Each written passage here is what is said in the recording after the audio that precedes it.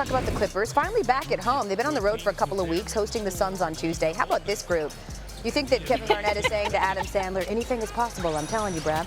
So this highlight is brought to you by the Death Stare. First, in the first quarter, Ayton gets it to Kelly Oubre Jr., right? And he dunks on Paul George, right? And then he stares him down, because that's what you do. Like, yeah, I did that in your face, okay? But George would get his revenge later on. George takes it up the court.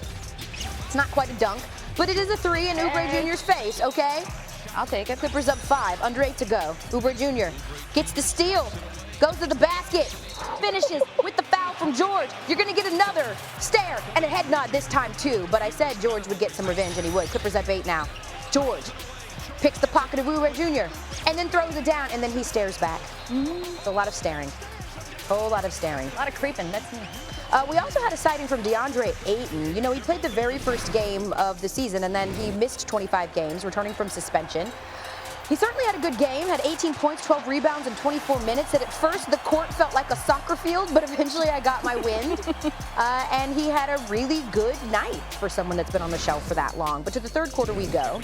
At one point, this was a game. In the third quarter, they just opened it up. Kawhi here with his best Kathy Bates in misery treatment. I mean, take it. He breaks Aaron Baines' ankles. Yeah, the basket is great and all that, but take another look. Just nasty. This is after Aaron Baines was already murdered last week by Ja Morant. You'll see that one again. Clippers go up by 16, and then they'd open it up. Between Leonard and PG-13, they scored 18 points in that third quarter, and the Clips go up big and don't look back. Leonard with 20, Paul George with 24. They win at home.